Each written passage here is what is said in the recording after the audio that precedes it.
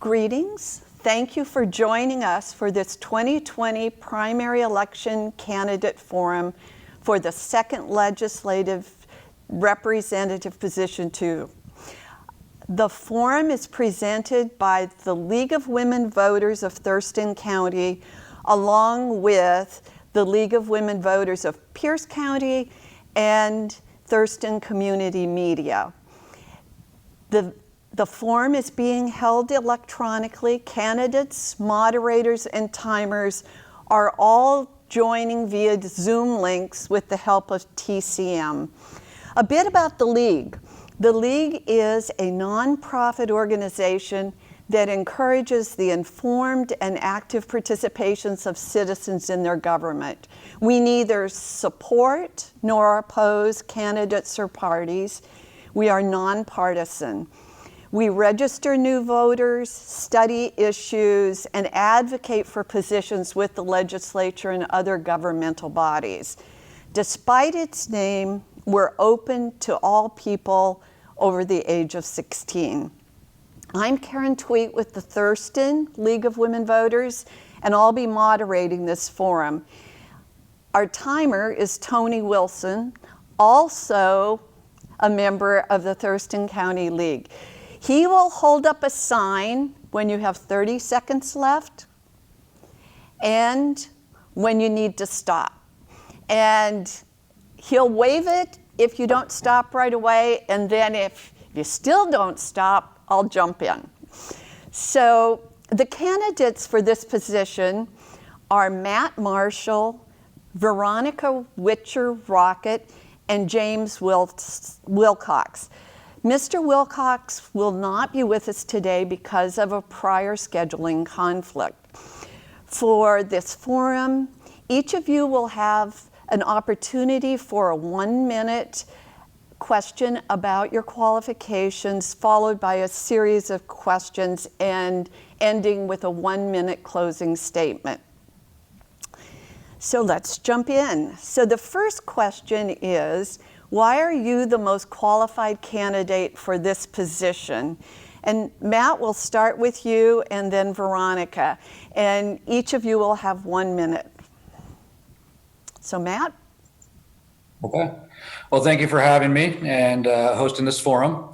So my name is Matt Marshall. I believe that I am the most qualified candidate for this position, given my background in history, which has always been of service and service to my community, service to my country. I began my career in service as a firefighter in rural Oregon the day after I graduated high school. I then spent over 12 years of my life in the military, serving this country overseas, and then moved back home to the state of Washington after military service. I am now a medical professional, community activist, and believe that I am able to well represent the values of the 2nd Legislative District in Olympia and make sure that our constituents and our voices are heard. Thank you, Matt. Veronica? Thank you for this forum. I always love the League of Women Voters, and so I'm really excited to be here today. I believe I am the most qualified for this position because I have strong ties in this community. I've lived in LD2 for 10 years, and I was born in Pierce County, raised in Thurston County. I've lived in unincorporated Thurston County for most of my life. I am a stay-at-home mother here in the community, and I have been involved in various Democratic Party organizations. I'm currently the vice chair of Thurston County Democratic Women. I am a former chair of the Thurston County Young Democrats. I spend a lot of time volunteering for other Democrats in the area. I really love our community. Elementary school, I did deeply for LD2. And I think that I bring a different background, being more of a low-income person, to the legislature that we don't really have. I think that we need some different views there. So thank you. For our next questions, the first person to get the question will have 2 minutes to respond, and the second person will have 1 minute. And I will alternate between the two of you who starts first. So Veronica, you get this first question first. The state lost significant revenue resulting from slowing economic activity due to the pandemic, and many thousands of Washingtonians lost their job or suffered loss of income due to business closures. Given the budget shortfall we now face, how would you prioritize funding for the state during recovery?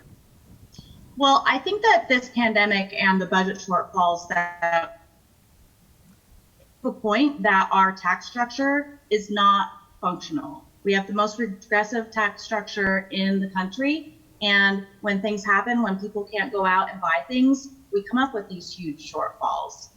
I really would like to push for moving towards a more progressive tax structure. We need to be taxing capital gains. We need to be having those who have the most help out a little more and stop putting all of the burden on low-income people who spend all the money that come in, so they're paying taxes on all the money that's going out. As far as cuts and whatnot, recently every department in the state government was asked to come up with a 15% cuts they can figure out. I would like to see what they come up with and look at those sort of things before making any decisions on what needs to be cut, because they know the department's best. They know how they can function. You know, I am not in favor. I think be looking at more revenue, not more cuts. In times of economic downturn, the government needs to be there for its people. That's what it's here for. If it can't help us, then why is it here? Thank you. Matt? Well, I actually think that that's a great idea to look into each department and have them come up with 15% to cut out of their budget. So I think that's a fantastic point, because they do know their department's the best. What I would also suggest is, immediately reopening the economy, because if we are not able to increase our revenue, we're already at a projected $9 billion over 3 years shortfall. If we don't reopen the economy and reopen it immediately and allow people to go back to work, this is only going to get worse. So, cuts is only going to be the start of how we move from here, but we need to figure out a way for us to be able to get our economy back on track and moving. I do not support a capital gains or a change in the tax structure unless the change in tax structure is moving to a fair tax, which would be equally applied to everybody across the board. Okay. Thank you, Matt. So our next question has to do with taxation as well. According to the Washington State Budget and Policy Center, people with low and middle incomes in Washington State pay 6 times more in state and local taxes as a share of their income than the wealthiest 1%, making our taxes the most regressive in the nation. What measures would you support to improve the tax system to make it adequate and equitable? So that goes to you, Matt.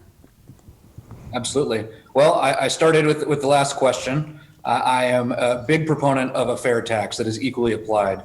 I fall in the middle income, the middle income myself, and I can tell you that my property taxes have been going through the roof, making a significant change to the budgeting in the household right now. And I think that's going on across the board. With the McCleary decision and school funding, we're still finding many rural schools are underfunded and needing to run levies in order to have things like school nurses or mental health care. And I don't think that should be something that is only burdened on the middle class when others are finding ways to avoid the tax with special write-offs and tax breaks. So I'm a big proponent of a fair tax that would be applied to everybody across the board. Thank you, Matt. Veronica?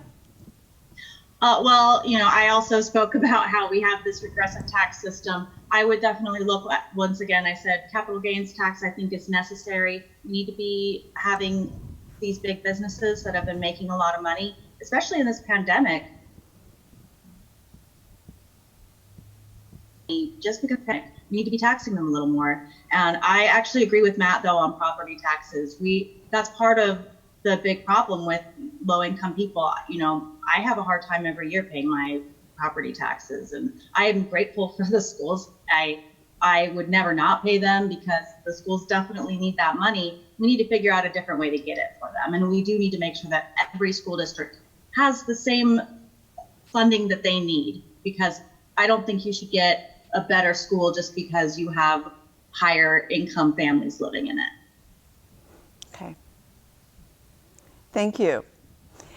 So the next question is about racial justice and policing. We've seen how these issues have riveted our state and nation in recent weeks.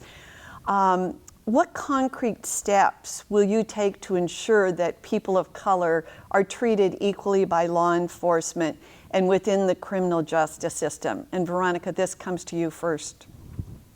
I think that we need to take a hard look at policing. There are definitely some areas that need improvement. We need to be training police officers more. I think that it should take longer to become a police officer. If you need to go to school for 4 years and remain,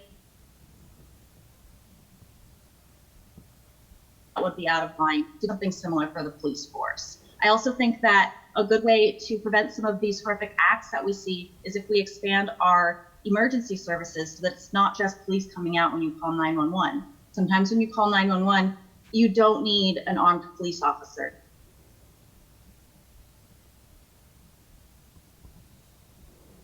Sometimes you need help finding substance abuse treatment and such. One of the big problems is that you can try to get that help, but there's not a lot of programs out there for getting housing, getting substance abuse treatment, getting mental health illness treated at all. So if we can look at solving those problems, we're going to have less problems with policing overall. Thank you. Matt?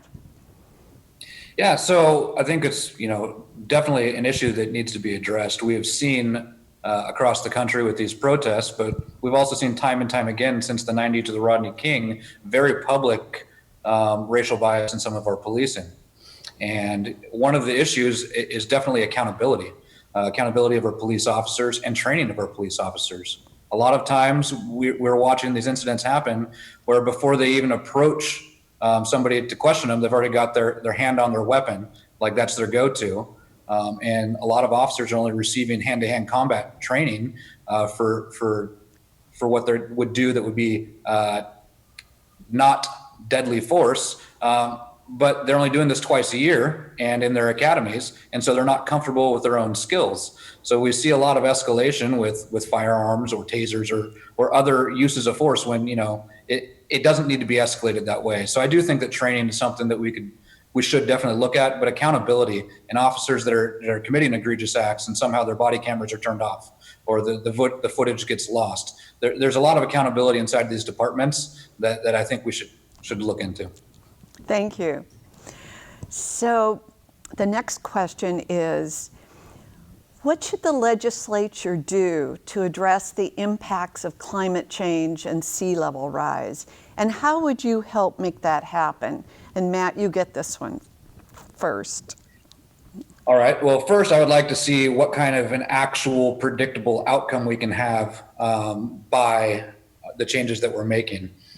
We've seen a lot of improvements in output of greenhouse gases. We've seen a lot of taxes, specifically fuel taxes increasing, but we haven't seen much of a change in consumption of these fuels in the state of Washington. So really, before I would go talking about different policies that we should put in place, I would want to have some sort of a proof or evidence that what we're going to do is actually going to be able to have an effect. And not going to stand here and deny climate change, but I'm going to say that I'm not sure how much increasing our taxes or increasing regulations is actually going to be able to have an effect on this, especially when we have other things happening across our state, like sewage spills into the Sound on seemingly a monthly basis right now. We've got a lot of issues going on with our environment, and I think that we still need to look at the science. Thank you. Veronica? Well, I think that we really need to look at our use of fossil fuels and reevaluate that. I definitely think we need to be moving more and more into renewables, and it should be coming from the top up. The government needs to do it because just making regulations is not getting it done. We need to be putting these out there, getting people into good paying green jobs. I think would be great for our economy as well. We need to be looking into, I think that natural gas is great, but it's still creating a lot of emissions. more green, we're going with gas. Well, it's not going to cut it long term. We need wind, we need solar, we need to be looking at all of it. And the government needs to be taking the lead. And if we need to get out there and make plans and go and hire people to do it, then that's what we need to do. Okay. Thank you. So the next question is, what is your position on single-payer health care for all in Washington State?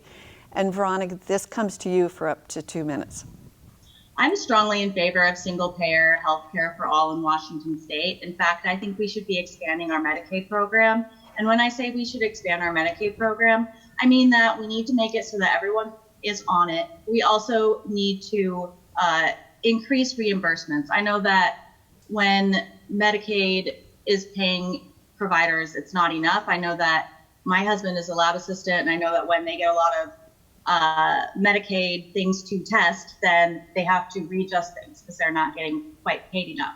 I don't think that's fair to providers. We need to be making sure everybody's paid. And if we do that, then more providers will feel more comfortable taking Medicaid patients. I am on Medicaid myself, and my children are. I think we get great care. We get great opportunities to get the specialists that we need and the medications that we need. You know, I'm raising a couple special needs kids myself, and I can't imagine my life without Medicaid. And I really think that everyone should have that opportunity, because I don't think you should have to be outrageously rich or outrageously low income in order to be able to take care of your family.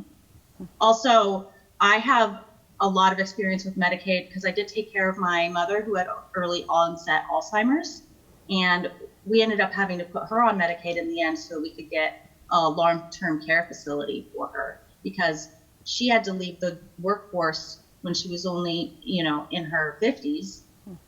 She had no plan for that. You don't know that you're going to get a debilitating dementia diagnosis that young in your life. There was no way to plan ahead for that. And these places are so expensive. There was just no way we could have done it without Medicaid. Okay, thank you. Matt? Well, as a medical provider, I work in and around healthcare all the time. I am strongly opposed to a single payer system, and I look at the federal programs we currently have in the VA, and that I'm receiving care at the VA, as well as the military system. And I'll tell you that when we go to a single payer and the government makes the calls, you'll have great delays in care, because I've seen it with my own eyes as a medical provider within those systems. I do think that Medicare and Medicaid are good programs, and they are there for a reason, and people very much need it. But our healthcare system is completely broken right now, and there are many other places that need to be changed with how people are reimbursed, with the amount of markups that are happening at every level. There's a lot of other places we can make cuts to ensure that healthcare is affordable, but I do not believe it's a single payer system. Okay. Thank you, Matt. So our final question is, what can and should the legislature do to address homelessness and affordable housing, and how would you influence that? So Matt, for up to 2 minutes. All right, so homelessness and affordable housing are actually very hot topics and one of the planks of my campaign. Too often we see people that are homeless as just there's not available housing, or we see drugs as the thing that gets blamed, or we see mental health that gets blamed. I think that everybody that ends up homeless gets there for a different reason. And this is something that we really need to be able to have resources available to target each individual and find out what their needs are. And I think that through social work programs would really be the best way to do this. Right now, I don't think that we are effectively managing it. I say that we have created what we call the homeless industrial complex, which essentially is big business and people getting rich off the homeless crisis and just kind of putting a Band-Aid on it so that the cities feel like they're doing something. So I do think that we need to work on getting more affordable housing so we have places to house homeless persons. But I believe that starts with deregulation of the house building industry, the home building industry. I can tell you it's very difficult to build houses in rural Pierce County. And a lot of times people are waiting over a year for a permit. I know Thurston County is having the same problem where people will pay $50,000+ just and wait a year just to get through the permitting process to build a property. And if we were able to deregulate and streamline some of this and allow people to actually build the houses, we would be able to have just more housing, which in turn would open up more affordable housing. So this is a very complex issue that's hard to address everything in 2 minutes, but I think that what we do as far as homelessness needs to be targeted to each individual, and then we need deregulation to increase more housing availability. Thank you, Matt. Veronica? Well, as far as the homeless situation as we're facing it, I am strongly in favor of more permanent supportive housing for our houseless populations. I helped work on a campaign in Olympia called the Home Fund to raise money for that. They're working on a 62-bed shelter that also has permanent supportive housing apartments above that. I think that that is a great model. You give people a place to live, you give them the support they need, they are much more likely to succeed in staying off of the streets. As far as other affordable housing, I think that we need to be making builders and developers really see the value of building lower income housing, because right now a lot of really fancy places are being built because that's where the kind of places. We really need to be looking at incentives and streamlining the permit process. Thank you, Veronica.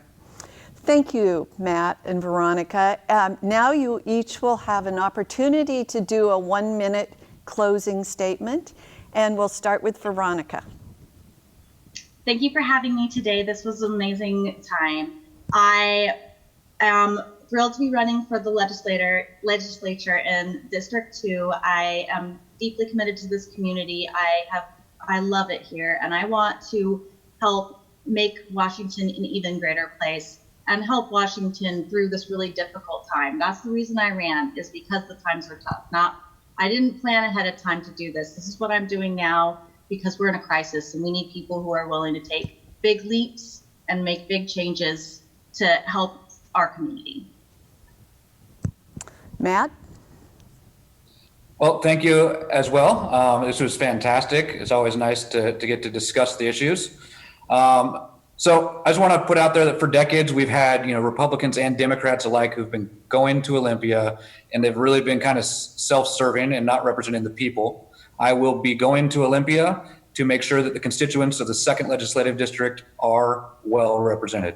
Some of the planks, some of the things that I'm going to work on, not in any general order, are taxes in our economy, because that's what's hurting us right now, especially with the COVID crisis. We need to get our economy running, and we need to find a way to tax effectively. Another big one for me is parental rights. I believe that parents should be the ones making all decisions, both medical and educational, for their children. It should not be the state's role to do that. I believe in citizens' rights. Regardless of people's ideologies or beliefs, I think that everybody should have equal rights and protection. And of course, homelessness. That's something that we need to fix, and it's a big topic. Thank you both for participating in this forum. We really appreciate it. And thank you to Thurston Community Media for coordinating this forum using Zoom. The forum will be available on TCM channels, on the League website, and through a YouTube video shortly after the forums are concluded. We're glad for all who've taken the opportunity to view this forum. We remind you to vote in the primary election beginning July 17th and closing on August 4th. Again, thank you all for participating.